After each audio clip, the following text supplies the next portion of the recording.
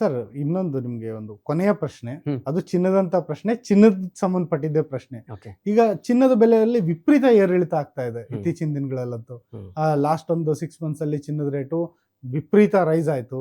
ಆನಂತರ ಇವಾಗ ಯುದ್ಧದ ಟೈಮಲ್ಲಿ ಚಿನ್ನದ ಬೆಲೆ ಇಳಿಯಕ್ಕೆ ಶುರುವಾಯಿತು. ಈಗೇನು ಸ್ವಲ್ಪ ನಿಧಾನವಾಗಿ ಅಪ್ ಆಗ್ತಾ ಇದೆ. ಹ್ಮ್. ಈ ಯಾವುದಾದ್ರೂ ಒಬ್ಬ ವ್ಯಕ್ತಿ, ಒಬ್ಬ ಫ್ಯಾಮಿಲಿ ಮ್ಯಾನ್ ತನ್ನ ಮಕ್ಕಳಿಗೆ ಒಂದು ಭವಿಷ್ಯಕ್ಕಾಗುತ್ತೆ ಅಂತ ಹೇಳ್ಬಿಟ್ಟು ಅಥವಾ ಚಿನ್ನದ ಮೇಲೆ ಹೂಡಿಕೆ ಮಾಡಿಟ್ರೆ ಅದು ಲಾಂಗ್ ಟರ್ಮ್ ಒಳ್ಳೇದು ಅಂತಾನೆ. ನೋಡಿ, ನಾವು ಫಸ್ಟ್ ಯಾಕೆ ಈ ರೇಟ್ ಅಪ್ ಆಯ್ತು ಅನ್ನೋದ್ರ ಬಗ್ಗೆ ಫಸ್ಟ್ ಗಮನ ಪಡಬೇಕು. ಇದಕ್ಕೆ 2-3 ರೀಸನ್ ಇದೆ. ಒಂದು, ಈ ಗ್ಲೋಬಲಿ ಸೆಂಟ್ರಲ್ ಬ್ಯಾಂಕ್ಸ್ ಅಂತ ಏನಿರುತ್ತಲ್ಲ, ನಮ್ಮ ಭಾರತೀಯರ ಒಂದು ವಿಧದಲ್ಲಿ ಹೇಳ್ಬೇಕಾದ್ರೆ RBI, ಇವ್ರು ಏನು ಮಾಡಿದ್ರು ಅಂದರೆ, ಮೊದಲು ಡಾಲರನ್ನು ತಮ್ಮ ರಿಸರ್ವ್ ಆಗಿ ಇಟ್ಕೊಂಡಿದ್ರು. ಡಾಲರನ್ನು ರಿಸರ್ವ್ ಆಗಿರೋದ್ರಿಂದ, ಡಾಲರ್ ಮೇಲೆ ತುಂಬ ಡಿಪೆಂಡೆನ್ಸಿ ಇರೋದ್ರಿಂದ ನಮ್ಗೆ ರಿಸ್ಕ್ ಆಗುತ್ತೆ ಅಂದ್ಬಿಟ್ಟು ಆ ಡಾಲರ್ ರಿಸರ್ವನ್ನು ಸೇಲ್ ಮಾಡ್ತಾ ಮಾಡ್ತಾ ಈಗ ಗೋಲ್ಡನ್ನು ತಮ್ಮ ರಿಸರ್ವ್ ಆಗಿ ಹೂಡಿಕೆ ಮಾಡ್ಲಿಕ್ಕೆ ಅಂದರೆ ಇಟ್ಕೊಳ್ಳಿಕ್ಕೆ ಸ್ಟಾರ್ಟ್ ಮಾಡಿದರು. ಇವರು ಬೈ ಮಾಡೋದು ಟನ್ಗಳಲ್ಲಿ. ಸೊ ಇದರಿಂದ ಗೋಲ್ಡ್ ಪ್ರೈಸ್ ಸ್ಲೋ ಆಗಿ ಅಪ್ಟ್ರೆಂಟ್ ಆಗಲಿಕ್ಕೆ ಸ್ಟಾರ್ಟ್ ಆಯಿತು. ಸೆಕೆಂಡ್ ಮೇಜರ್ ರೀಸನ್ ಅಂದರೆ, ಯಾವಾಗ ಜಿಯೋ ಪೊಲಿಟಿಕಲ್ ಇಶ್ಯೂಸ್ ಆಗುತ್ತಲ್ಲ, ಅನ್ಸರ್ಟನಿಟಿ ಆಗುತ್ತಲ್ಲ, ಆವಾಗ ಈ ದೊಡ್ಡ ಇನ್ವೆಸ್ಟರ್ಸ್ ಏನು ಮಾಡ್ತಾರೆ ಅಂದರೆ, ಸ್ಟಾಕ್ ಮಾರ್ಕೆಟಿಂದ ಅಥವಾ ಎಲ್ಲೆಲ್ಲಿ ಇನ್ವೆಸ್ಟ್ ಮಾಡಿರ್ತಾರಲ್ಲ ರಿಸ್ಕಿ ಅಸೆಟ್ಗಳಲ್ಲಿ, ಅಲ್ಲಿಂದ ದುಡ್ಡು ತೆಗೆದುಬಿಟ್ಟು ಈ ಗೋಲ್ಡ್ಗಳಲ್ಲಿ ಸೇಫ್ ಅಂತ ಇನ್ವೆಸ್ಟ್ ಮಾಡ್ತಾರೆ. ಸೊ ಈಗ ಆಗಿರುವಂಥದ್ದು ಅದೇ ಒಂದು ಕಾರಣಕ್ಕಾಗಿ ಆಗಿದೆ. ಇದು ಹೊಸದಲ್ಲ, ಮೊದಲಿಂದನೂ ಈ ಥರ ಸಿಚುವೇಶನ್ಸ್ ಆಗಿವೆ. ಹಾಗಂದ ತಕ್ಷಣ ಇದೇ ಥರನ ಮುಂದೆ ಕಂಟಿನ್ಯೂ ಆಗುತ್ತಂತೇನಿಲ್ಲ.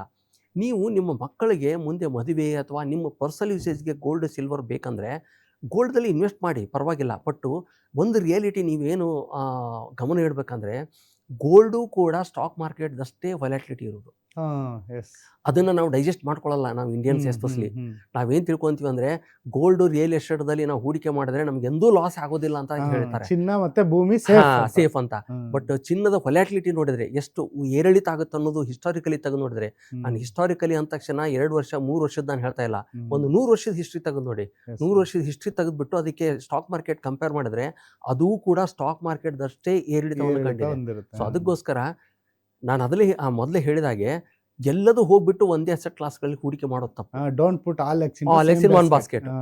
ಅದಕ್ಕೆ ನೀವೇನು ಮಾಡ್ಬೇಕಂದ್ರೆ, ಒಂದಿಷ್ಟು ಅಮೌಂಟನ್ನು ನೀವು ಗೋಲ್ಡಲ್ಲೇನು ಹಾಕಿ, ಒಂದಿಷ್ಟು ಅಮೌಂಟನ್ನು ಈ ಈಕ್ವಿಟಿ ಮ್ಯೂಚುವಲ್ ಫಂಡ್ದಲ್ಲಿ ಅಥವಾ ಸ್ಟಾಕ್ ಮಾರ್ಕೆಟ್ದಲ್ಲಿ ಹಾಕಿ, ಇನ್ನೊಂದಿಷ್ಟು ಅಮೌಂಟನ್ನು ನೀವು ಸೇಫ್ಟಿಯಲ್ಲಿ ಹಾಕಲೇಬೇಕು.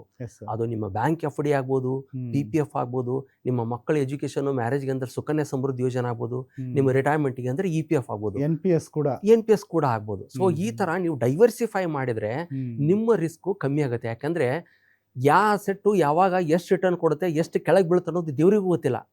ಫಾರ್ ಎಕ್ಸಾಂಪಲ್, ಈ 2-3 ವರ್ಷದ ಹಿಂದೆ ಈ ಚಿನ್ನ ಮತ್ತು ಬೆಳ್ಳಿ ಈ ಲೆವೆಲ್ಗೆ ಅಪ್ ಆಗುತ್ತೆ ಅಂತ ಯಾರಿಗೆ ಗೊತ್ತಿತ್ತು ಹೇಳಿ?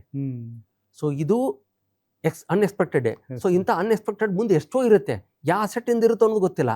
ಸೊ ಇಂಥ ಸಿಚುವೇಶನ್ದಲ್ಲಿ ನಾವು ಡೈವರ್ಸಿಫೈ ಮಾಡಿ ಲಾಂಗ್ ಟರ್ಮ್ ವ್ಯೂದಿಂದ ಹೂಡಿಕೆ ಮಾಡೋದು ಮಾತ್ರ ಒಳ್ಳೇದಂತ ಹೇಳ್ತೀವಿ. ನೋಡಿದ್ರಲ್ಲ ವೀಕ್ಷಕರೇ, ಇದು ಆರಂಭ ಆಗಿದ್ದು 20,000 ರೂಪಾಯಿ ಕ್ಯಾಶ್ನ ಟ್ರಾನ್ಸಾಕ್ಷನ್ ಮಾಡ್ಬೋದಾ ಅನ್ನೋದ್ರಿಂದ ಕೊನೆಗೆ ಬಂದು ನಿಂತಿದ್ದು ನಮ್ಮೆಲ್ಲರ ದೈನಂದಿನ ಜೀವನದಲ್ಲಿ ನಮ್ಮ ಹೂಡಿಕೆಗಳ ಬಗ್ಗೆ ಮತ್ತು ನಮ್ಮ ಖರ್ಚು ವೆಚ್ಚಗಳನ್ನು ನಿಭಾಯಿಸೋದ್ರ ಬಗ್ಗೆ. ಈ ರೀತಿಯಾದಂಥ ಹಲವಾರು ವಿಚಾರಗಳಿದ್ದಾವೆ ಬಸವರಾಜ್ ಸರಿಂದ ತಿಳ್ಕೊಳ್ಳೋ ಅಂಥದ್ದು. ಈ ರೀತಿಯಾದಂಥ ಪ್ರಯತ್ನಗಳನ್ನ ಗ್ಯಾರಂಟಿ ನ್ಯೂಸ್ ನಿರಂತರವಾಗಿ ನಡೆಸುತ್ತೆ. ಸರ್, ಇಷ್ಟೊತ್ತರೆಗೂ ನಮ್ಮ ವೀಕ್ಷಕರ ಪ್ರಶ್ನೆಗಳಿಗೆ ಮತ್ತು ಗ್ಯಾರಂಟಿ ನ್ಯೂಸ್ನ ಪ್ರಶ್ನೆಗಳಿಗೆ ಉತ್ತರ ಕೊಟ್ಟಿದ್ದಕ್ಕೆ ಧನ್ಯವಾದಗಳು ಸರ್. Thank you. ವೀಕ್ಷಕರೇ, ಇದಾಗಿತ್ತು ಇವತ್ತಿನ ವಿಶೇಷ ಪಾಡ್ಕಾಸ್ಟ್. ಇದೇ ರೀತಿಯಾದಂತಹ ಇನ್ನಷ್ಟು ವಿಶೇಷ ಸನ್ನಿವೇಶಗಳೊಂದಿಗೆ ವಿಶೇಷ ಸುದ್ದಿಗಳನ್ನು ಒಂದು ತಜ್ಞರ ಜೊತೆಗೆ ಒಂದು ಸಂವಾದ ನಡೆಸುವಂಥ ಕಾರ್ಯಕ್ರಮಗಳನ್ನ ಗ್ಯಾರಂಟಿ ನ್ಯೂಸ್ ನಿರಂತರವಾಗಿ ಮಾಡುತ್ತೆ. ಇದು ಗ್ಯಾರಂಟಿ ನ್ಯೂಸ್, ಸುದ್ದಿ ಖಚಿತ, ನ್ಯಾಯ ನಿಶ್ಚಿತ.